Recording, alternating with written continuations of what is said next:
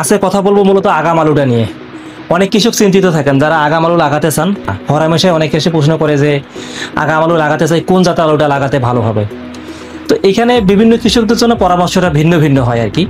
মনে করেন আপনি ব্যবসায়ী বা চাকরিজীবী, আপনি আলুর জমিতে খুব কম সময় দিতে পারেন, তাহলে আপনার জন্য টেনশন ফ্রি একটা আলু আছে, সেটা হলো এলিওড আলু। আপনি এলিওড আলু লাগান, এটা একবারে আগাম না, মধ্যম আগাম আলু, 70 দিনে হারভেস্ট করতে পারবেন, বাট কোনো টেনশন নেই। আপনি আলু লাগাইলেন, রীতিমতো সার পানি দিলেন, আপনার আলু কিন্তু হয়ে গেল। আগামে আপনি জাস্ট তুলে বিক্রি করবেন, মানে একবারে রিস্ক ফ্রি, মানে একটা বাঁশ গাছের মতো আর কি। আলু সহজে, এটা ব্লাইটও আসে না, আলু নষ্ট হয় না, একবারে রিস্ক ফ্রি একটা আলু। তো আপনার জন্য এই আলুটা পারফেক্ট হবে, রেজাল্টও ভালো।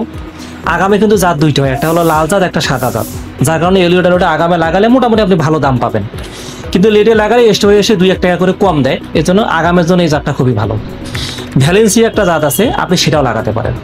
ভ্যালেন্সিয়ার সুবিধাটা কি, আপনি 55 দিন থেকে শুরু করে 85 দিন পর্যন্ত এই জাতটা রাখতে পারবেন। মনে করেন যে 55 দিন আপনি ভালো দাম পাইলেন না, আপনি 60 দিন রাখলেন, 65 দিন রাখলেন, 70 দিন রাখলেন, এটার গড় আয়ু 85 দিনে এটা এত বেশি রেজাল্ট দেবে আপনি কল্পনা করতে পারবেন না। আলু তুলতে যাবেন, খালি আলুই আর আলুই পাবেন। যত দিন বাড়বে, দাম কমলে কিন্তু আপনার ফলনটা বাড়বে। তাহলে এখানে আপনি এটা বেনিফিটেড হচ্ছেন।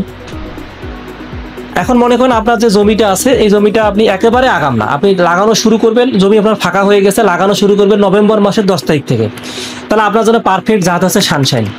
এটা যদি নভেম্বর মাসের 1-2 তারিখ বা অক্টোবরের শেষে লাগানো যায়, তাহলে টুকরা পচে যাওয়ার সম্ভাবনা আছে। বা নভেম্বরের 10 তারিখ থেকে লাগালে টুকরাটা পচবে না। সানশাইন আলুটার ফলন, এটা আসলে মানে কৃষক মানে কল্পনা করতে পারে না এটা যে কি ফলন আছে। মানে একটা করে আলু 1 কেজি হয়, 800 গ্রাম 900 গ্রাম তো অ্যাভেলেবেল আলু আপনি মাঠে পাবেন, মানে লাগালেই বুঝবেন। অথবা যারা সানশাইন আলু লাগিয়েছে তাদের মাঠে গেলে আপনি দেখবেন যে আমার কথার সাথে বাস্তবতার কতটা মিল আছে। লাল পাখরি আবাদ করে এখন পর্যন্ত লস করছে এরকম কৃষকের সংখ্যা খুব কম। আশেপাশে যারা আছে জিজ্ঞাসা করিয়েন যে লাল পাখরি আলু আগামে লাগিয়েছে লস করছে কিনা। কারণ আগামে এই লাল পাখরি যে ছোট্ট ছোট্ট বুট দানা আলুটাও কিন্তু বিক্রি হয় এবং মার্কেটে একটা ব্যাপক চাহিদা থাকে। সব থেকে মজার বিষয় হচ্ছে কেজি প্রতি সবসময় তার দাম 5-6 টাকা বেশি থাকে। আবার ফলন কিন্তু পাশাপাশি অন্য অন্য যে জাতগুলো আছে সেগুলোর পাশাপাশি কিন্তু লাল পাখরিটার ফলন। তাহলে আপনার চাহিদা বেশি, আবার সব আলুগুলোই চলে, কোনো রিজেক্ট আলু নেই, আবার দামেও আপনি কিন্তু 4-5 টাকা বেশি পাচ্ছেন। তো এই যে সবগুলো বিষয় মিলে কিন্তু লাল পাখরির খুব একটা ডিমান্ড আছে।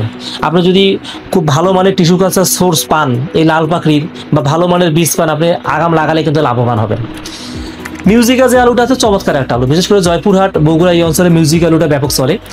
এই মিউজিক আলুটা খুব দ্রুত সাইজ হয় এবং এটার গাছটাও খুব একেবারে শক্তপোক্ত গাছ, রোগ প্রতিরোধ ক্ষমতা সম্পন্ন একটা গাছ, সহজে রোগ এটাকে অ্যাটাক করতে পারে না। মিউজিক আলুটা আপনারা আগাম লাগাতে পারেন, খুব চমৎকার একটা ভ্যারাইটি। আলুর আবাদের জন্য জাতটাই ইম্পর্টেন্ট, বুঝছেন। আপনি যদি জাত সিলেকশনে ভুল করেন তাহলে আপনার আলুর আবাদটা কিন্তু হবে না। খুবই চমৎকার একটা ভ্যারাইটি, বিশেষ করে চরে এই আলুটার ব্যাপক একটা ডিমান্ড। নেদারল্যান্ড থেকে এই সোর্সটা আসে, কিন্তু কৃষকদের যে ডিমান্ড, ওই ডিমান্ড অনুযায়ী কিন্তু এই আলু দিতে পারে না।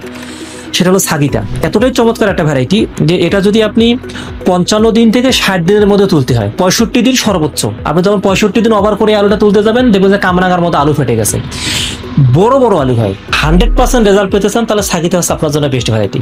আপনি সাগিতা লাগাবেন, দেখবেন যে এত বড় আলু হয় যেটা আপনি কল্পনা করতে পারবেন না। আপনি নিজে লাগিয়েছেন, নিজে ট্রিটমেন্ট করেছেন, অথচ আপনার নিজেরই বিশ্বাস হবে না যে আপনার এই ট্রিটমেন্টে এই রেজাল্ট দিয়েছে, শুধু বীজের কারণে।